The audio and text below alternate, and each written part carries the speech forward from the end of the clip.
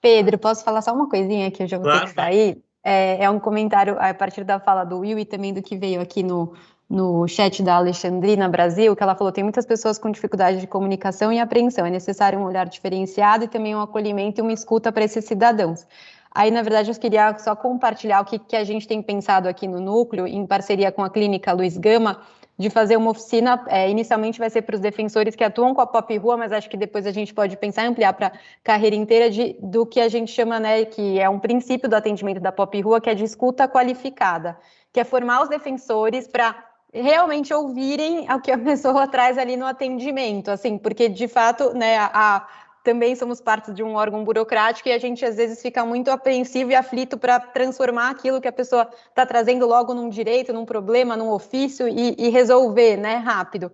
E aí, muitas vezes, as camadas de violação se perdem, né, nesse atendimento, e aí a nossa escuta, às vezes, a pessoa chega ali, a demanda dela parece que é só uma certidão de nascimento, mas pode ser muito mais do que isso. Ou a gente perde um pouco toda essa peregrinação que ela fez, né, para os órgãos. É um registro importante do defensor ou da defensora fazer, justamente pelo que o Will falou. Em tese, a defensora não deveria estar fazendo esse papel, só que ela acaba fazendo porque os outros órgãos não conseguem.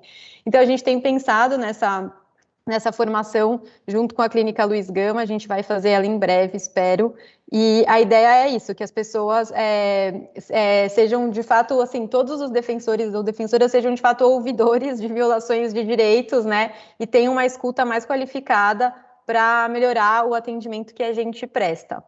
Então, é isso, vou pedir milhões de desculpas, queria muito ficar até o final, foi um prazer te ouvir, Fernanda, muito obrigada, mesmo por disponibilizar seu tempo e discutir seu trabalho aqui com a gente. E bom dia a todos e todas, bom final de evento. Obrigada, Fernanda. Prazer participar. Nos vemos. Sim. Fernanda, da Escócia, tu ainda pode ficar mais um pouco? Claro, fico mais um pouquinho. Tá. Não sei se eu queria comentar rapidamente, Pedro, enfim, um pouco de tudo que foi falado aqui, e a partir do que o Will falou também, eu já estou aqui chamando de Will, porque eu vi que todo mundo chama de Will. Eu acho que é um debate, na verdade, que a gente está fazendo, é sobre esse direito a ter direitos. Assim, todos têm direitos, mas quem realmente tem esse direito a ter direitos, né? Quais são as pessoas que estão incluídas aí nessas possibilidades desse mundo dos direitos? Então, assim, isso tudo que vocês falaram, né, e que eu, enfim, acabei conhecendo aqui agora, mas um pouco mais do trabalho de vocês, é sobre isso, né? É sobre esse direito a ter direitos e quem está realmente habilitado para isso, na verdade, todos deveriam estar. Todos deveriam estar, tá? Então, uma coisa que me passou aqui. Mas fico à disposição aí para ouvir vocês. Esses dias você viu 6 horas da manhã. A Alexandrina não quer comentar um pouco da realidade aí, do serviço? Não, aqui agora. O que o pessoal fez. Oi, bom dia. Obrigado, Alexandrina. Bom dia. Imagina. É um prazer falar com vocês. Maravilhosa essa discussão. Professora, fiquei com muita vontade de ler o livro. Com certeza vou buscar para ter o conhecimento, né? Eu queria partilhar um pouquinho da realidade de trabalho. Hoje eu trabalho na média complexidade, dentro da política de assistência social. E o nosso público, né? Então, trabalho numa unidade de CREAS em Osasco. E a gente tem um público bastante vulnerável, né? Um público bastante desassistido. E é bastante desafiador, né? Nos tempos que a gente vive, defender o básico, né? Defender o óbvio, né? O acesso à alimentação, o acesso ao documento, para que essas pessoas minimamente consigam acessar, né? Os recursos através das políticas públicas. Então, eu acredito que a gente precisa, né, coletivamente, estabelecer diálogos, ampliar esses debates, para que a gente consiga, né, fazer frente a todos esses processos burocratizados do Estado, né, porque essas pessoas, elas vêm de uma longa trajetória, e muitas pessoas desistem ao longo desse processo, sabe? E também quero partilhar de uma realidade, né, desses profissionais que estão ali na base, junto a esses usuários, quanto às vezes fica difícil até o diálogo, porque há um entendimento, né, frente a todas essas dificuldades e como convencê-los a não desistir, como continuar insistindo, né, diante de tantas burocratizações e até mesmo dessa trajetória exaustiva, né, da busca do documento, de toda essa tramitação que é necessária, né, junto aos órgãos, aos atores, para que eles consigam efetivar na prática o direito, né, muitas vezes é o acesso ao Bolsa Família, é acesso a um outro recurso, né, um benefício assistencial. Eu acho que, assim, é preciso dialogar na rede, é preciso trazer esse debate para a rede, para que a gente consiga, né, simplificar, né, diante do possível. É claro que a gente entende as necessidades, né, do quanto esse processo, ele precisa das exigências, mas o quanto, diante dessas complexidades, a gente consegue viabilizar, tornar isso viável a essas pessoas, porque isso, na prática, a contramão disso é a invisibilidade desses cidadãos, né. Então, é isso que eu queria partilhar com vocês. Muito obrigado, Alexandrina. Se alguém mais quiser falar aqui, deixa eu ver se a Georgina... A Georgina está aí, Georgina? Deixa eu ver quem levantou a mão. Estou aqui colhendo todas essas informações maravilhosas. Se eu falasse um pouco acrescentar a realidade aí depois o Aldeirão, primeiro a Georgina. Só comentar a realidade, a Georgina é nossa servidora da Defensoria, que foi feita a menção aqui, que é a pessoa que consegue todas as certidões e ela está sempre em contato com todos os cartórios do Brasil inteiro. Então, eu queria que tu partilhasse um pouco da experiência do PopRU da capital, aí, como é que tu vê diante desse cenário que a gente estava conversando. Então, diante de todas essas dificuldades, tudo isso que vocês estão falando, tem uma coisa que a gente precisa muito de ajuda no sentido da pessoa não saber adequadamente os seus dados. Então, ele fala para mim assim, olha, eu nasci no Rio de Janeiro. Na verdade, ele não nasceu no Rio de Janeiro. Ele nasceu em algum município, então ele me dá a informação errada. A minha grande dificuldade é essa, localizar. Primeiro, ele dá o nome da mãe errado, ele dá o nome dele próprio errado. Então, assim, isso é a minha maior dificuldade, localizar quem é você. Né? Os defensores me ajudam com as consultas no InfoSeg. Quando acho o CPF, eu sei o nome da pessoa, né? E uma outra dificuldade enorme que eu tenho são com os institutos de identificação. Porque, assim, o poupa-tempo, mesmo eu fornecendo uma certidão de nascimento certinha, que veio pelo CRC-JUDE, ele não faz o RG da pessoa. Por quê? Essa pessoa é um adulto e o RG, o poupa-tempo, o IRGD, eles não têm como identificar essa pessoa. Então, sou eu que faço a comunicação com os institutos. Só que nós temos um instituto chamado PFOSSE, do Ceará, que demora 1 ano e meio para me retornar uma busca, né? Então, como eu procuro muitas certidões, eu tenho muita amizade e tenho um atendimento excepcional pelo Detran do Rio, quando eu preciso da identificação da pessoa, que é um documento com foto e com digital. Eu trabalho muito bem com o Detran do Rio, com o Paraná, o pessoal do Instituto de Identificação do Paraná, e com o Instituto de Identificação da Bahia. Então, esses 3 eu tenho um retorno rápido. Agora, os outros institutos, realmente, a gente tem muita dificuldade, né? Então, assim, nós estamos conseguindo muitas certidões. Durante a pandemia, eu acho que eu entreguei, que nós conseguimos, nós, a Defensoria, né? Perto de 3.000 certidões. Então, eu acho que isso é uma coisa maravilhosa. Cada certidão que a gente consegue é um presente. Mas conseguir a certidão não significa a expedição do RG. Esse é o grande problema. A gente precisava pensar uma maneira do próprio IRGD emitir esse certidão, né? Expedir esse RG. Acho que é isso, Pedro. Você quer que eu fale mais alguma coisa? Querem fazer alguma pergunta? Tá ótimo, Georgina. Obrigado por compartilhar, hein? Agradeço. Então, tá bom. Eu que agradeço todo esse conhecimento que vocês estão passando aí hoje. Muito obrigada, viu? Sempre acrescenta. Obrigada mesmo. Aldeirão, se quiser abrir e falar. Ô Pedro, obrigado. Obrigado pela possibilidade. Obrigado, Fernanda, por trazer essa reflexão à tona, né? Um tema tão importante, e acho que você traz com qualidade, com conteúdo, né? Que vai ajudar bastante, eu acho. Acho que a gente se debruçou há muitos anos com essa história dos documentos e com a questão da indigência, né? Esse conceito de indigente, de pessoas que não têm nem nome, né? É uma coisa assim, nesse momento histórico que nós vivemos, de civilização, de tecnologia, isso é um absurdo, né? Um absurdo total. Eu queria antes saudar a Georgina, né? Dizer que cada certidão que ela traz é uma vida que ela traz também, né? Georgina, nosso agradecimento, né, a você, a Defensoria, por esse trabalho. E a pandemia, ela trouxe à tona toda essa situação, realmente. Acho que os colegas já trouxeram isso. E queria dizer para a Georgina que a gente viu na pandemia que é possível fazer isso, não é, Georgina? A gente conseguiu, em determinado momento, juntar vários órgãos a partir lá do CNJ, né? A gente conseguiu que tirasse o registro e tirasse a identidade.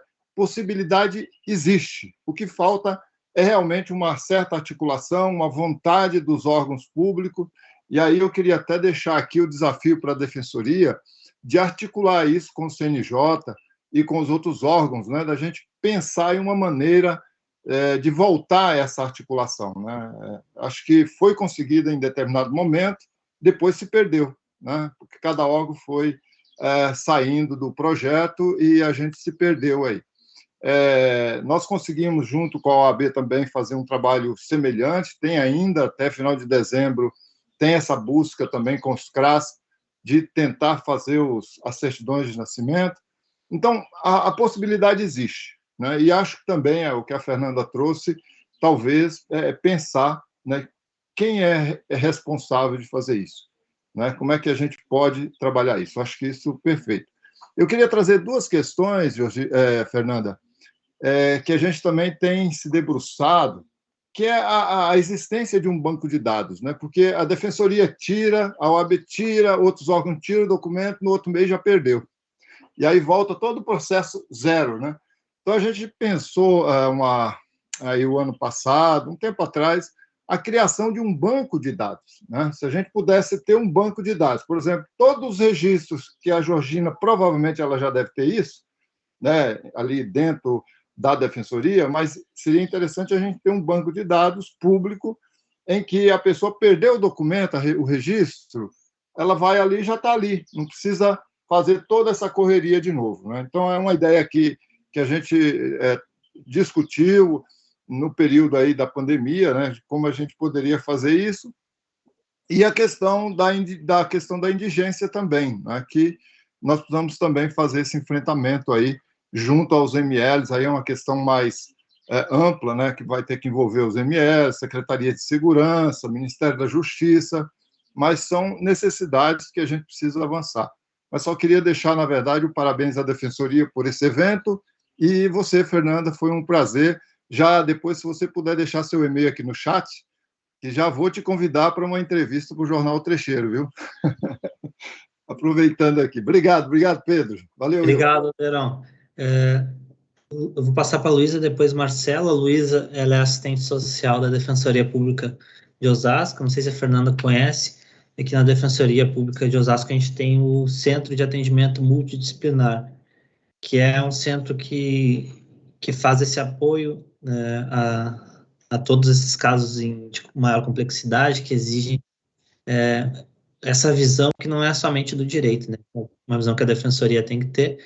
E em Osasco a gente tem um trabalho muito bom com a Luísa e com a Alessandra, que são, respectivamente, assistente social e psicólogo. Então, Luísa, por favor. Oi, gente, bom dia. É sempre uma alegria ver algumas pessoas que conheço, que estão sempre na luta aí, o Will, o Alderon, a Alexandrina aqui em Osasco. Acho que a oportunidade dessa atividade para a gente pensar o significado desses documentos, né? O que isso significa na vida e na subjetividade das pessoas, que fiquei bastante emocionada com a fala da Fernanda, quando ela traz os depoimentos, porque a gente atende esses casos, né? E é muito difícil lidar com a frustração desse rito jurídico que não alcança a realidade das pessoas, né? Então, acho que a minha fala é mais no sentido de aproveitar o momento dessa atividade e dizer o quanto a gente, enquanto defensoria, ainda tem longos e largos passos para dar, porque, por exemplo, enquanto a atividade acontecia, acho que eu respondi 2 colegas de atendimento pop-rua dizendo, olha, a pessoa tem os documentos bloqueados que constava como desaparecida, a pessoa que fez o boletim de ocorrência não vai lá retirar o BO e ele não tem o que fazer, o que a gente faz? Então, e aí que fluxo é esse? A pessoa não acessa o nosso atendimento que está todo online, o atendimento presencial está mais longe do que o atendimento online, não um fluxo que funciona cada qual unidade de uma forma, né? As políticas públicas que não estão condizentes com o atendimento que deveria ser a essa população. Nós também não fazemos o melhor dos nossos fluxos para o atendimento da população, enfim. Acho que são intensos os desafios, mas acho que o passo aqui dado importante para tornar esse tema um tema essencial, prioritário, que sem documento a gente sabe o que isso significa em termos de Brasil.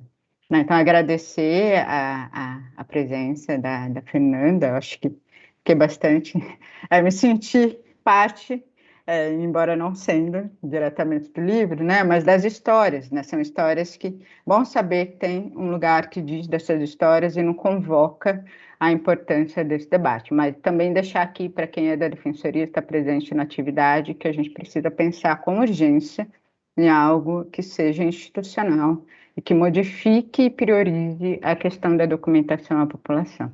É isso, agradeço, Pedro. Obrigado, Luísa. De fato, essa questão de documentação, registro público, são temas que são um pouco estranhos à atuação dos defensores. Muita gente não sabe quando chega um caso assim o que fazer. Eu mesmo, só depois que eu entrei na atividade pop-rua que eu fui me inteirar assim, sobre a questão jurídica mesmo, porque não é algo muito comum, o que a gente faz, qual ação que faz, né? Então, acho que a gente tem que se qualificar mesmo, como a Luísa falou, e buscando aí novas formas de trabalhar com mais eficiência. Marcelo levantou a mão. Marcelo, acho que é o psicólogo, isso? Isso, eu sou psicólogo do Centro Pop de Osasco. O Marcelo que fala bastante comigo, né, pedindo certidões. A gente tem Agradecer o Pedro por ser sempre super ágil, né? Se não fosse esse canal, ia ser bem difícil para as pessoas. Parabenizar o evento, né? E a Fernanda, todo mundo, né? Como um negócio que deveria ser tão simples pode fazer isso com a vida das pessoas.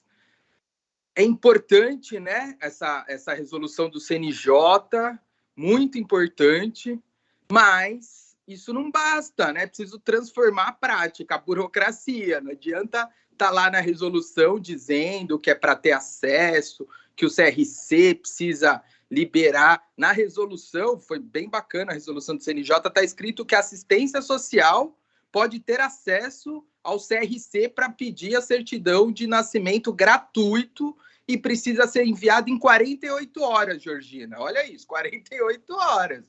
Agora, falta isso virar prática, né? É isso, assim. E aí eu me pergunto, os sistemas de cartório são do Poder Judiciário. Quem processa o Poder Judiciário quando é ele que viola direito? Quando ele não cumpre a lei que ele, né, a resolução do CNJ própria dele, assim. A Defensoria precisa processar o Poder Judiciário, não basta ter só uma resolução dizendo que se deve fazer. É preciso que seja feito, né? Agora, não basta o CNJ criar uma resolução, ele precisa criar um sistema que funcione, que obrigue os cartórios a informatizar, né? E informatizar é dinheiro, né? A gente está falando de dinheiro, né? É uma questão simples. É verba para fazer isso. A questão é para onde vai a verba, né? A verba vai para os mais pobres ou vai para o auxílio moradia dos juízes? Né? Porque verba tem. A questão é para onde vai essa verba no nosso país. Então, precisamos processar o Poder Judiciário para ele colocar em prática a resolução que ele próprio editou, né? E é isso, assim, não dá para uma certidão, que é um negócio básico, ser um transtorno na vida de pessoas que já têm uma vida transtornada. Enfim. Obrigado. Obrigado, Marcelo, pelo relato. Alguém mais quer escrever? Will, se quiser fazer uns comentários aí.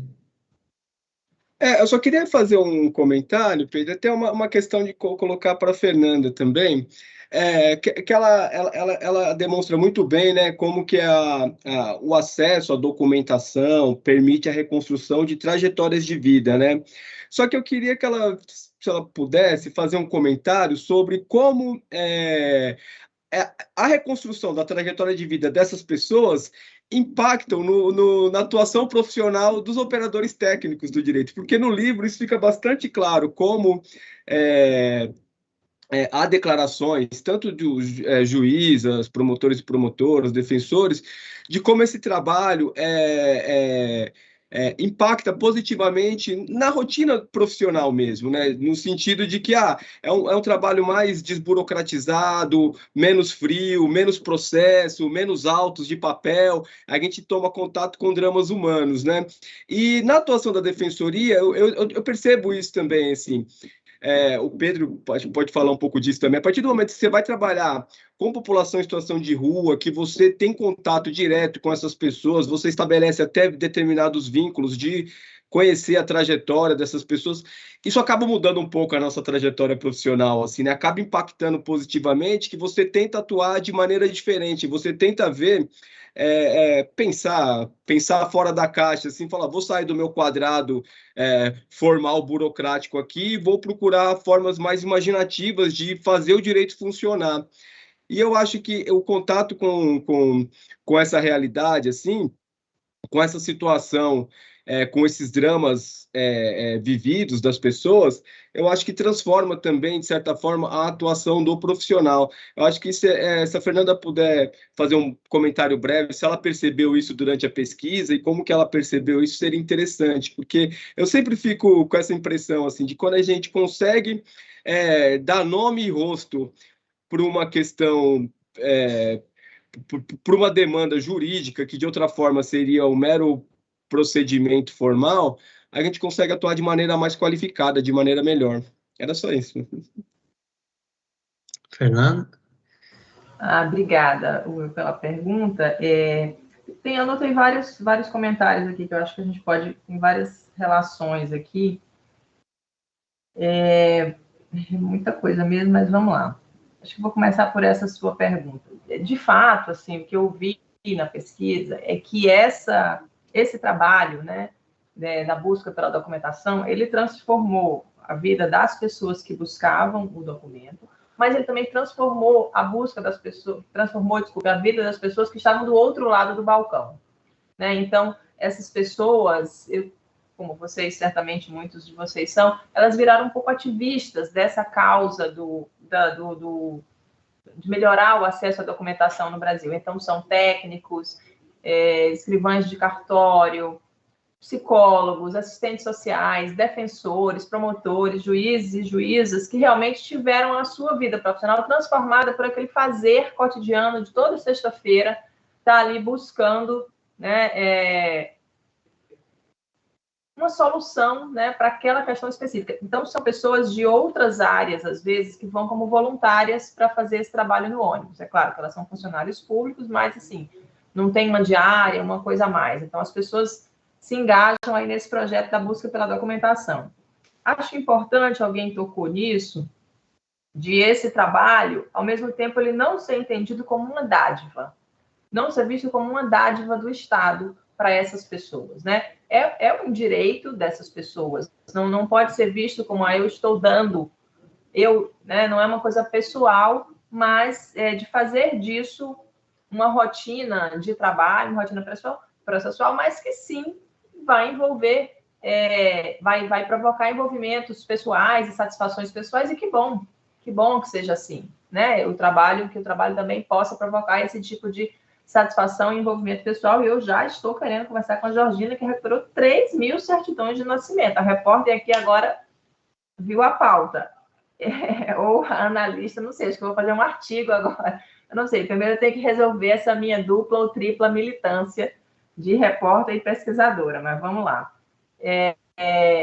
Então, assim, o papel desses técnicos, e aí agora eu vou falar nos técnicos, com os técnicos, tem um livro muito importante na sociologia chamado Sociedade de Esquina, que é a pesquisa sobre gangues em Chicago, e aí o pesquisador, ele encontra uma pessoa que faz toda essa ponte e o ajuda a conseguir os dados, o DOC, né?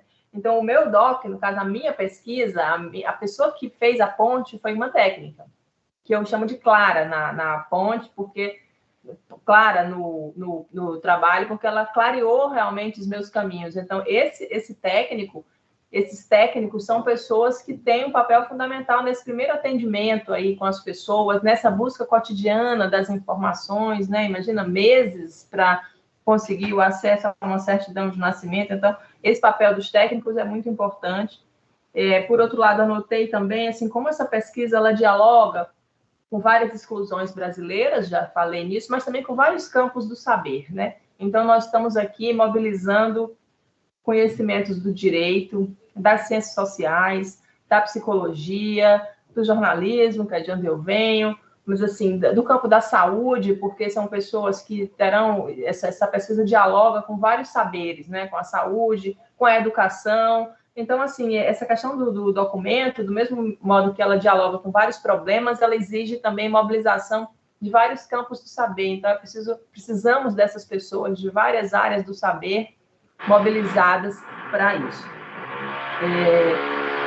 E acho que eu comentei um pouco de tudo aqui, que achei muito interessante esse ponto que alguém levantou do Estado como violador de direitos, né? Algo para que a gente precisa estar atento, essa retirada das certidões das pessoas em situação de rua, também anotei aqui como um ponto que eu acho que merece uma investigação, enfim, ficar uma atenção maior. Gostei muito, né? E aí acho que eu vou aproveitar e agradecer mais uma vez o convite.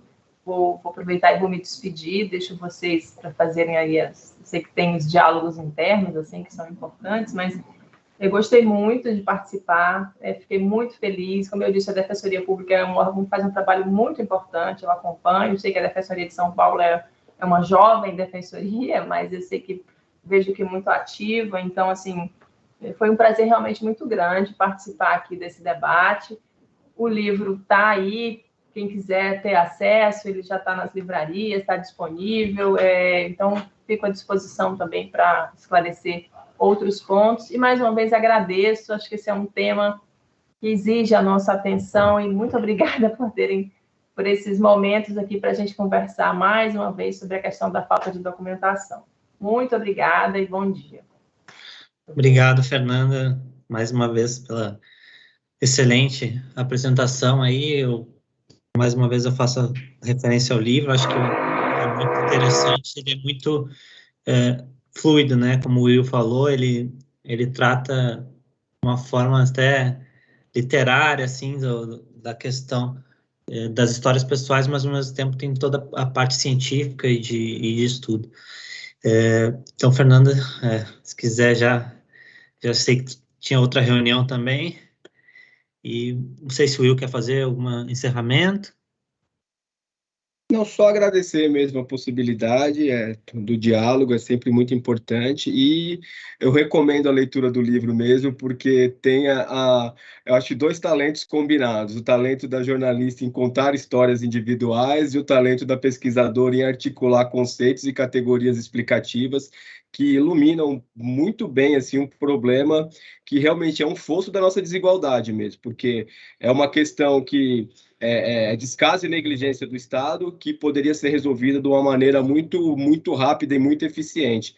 Então, eu acho que recomendo a leitura, porque vai ajudar qualquer profissional de todas as áreas que atuam no sistema de proteção e promoção de direitos a qualificar a sua atuação. Muito obrigado, Fernanda, excelente trabalho. É isso, gente. Então, vamos mantendo aí o contato, vamos mantendo a conversa em rede, tentando qualificar o trabalho de todos, né? Obrigado a todos pela presença. Bom dia.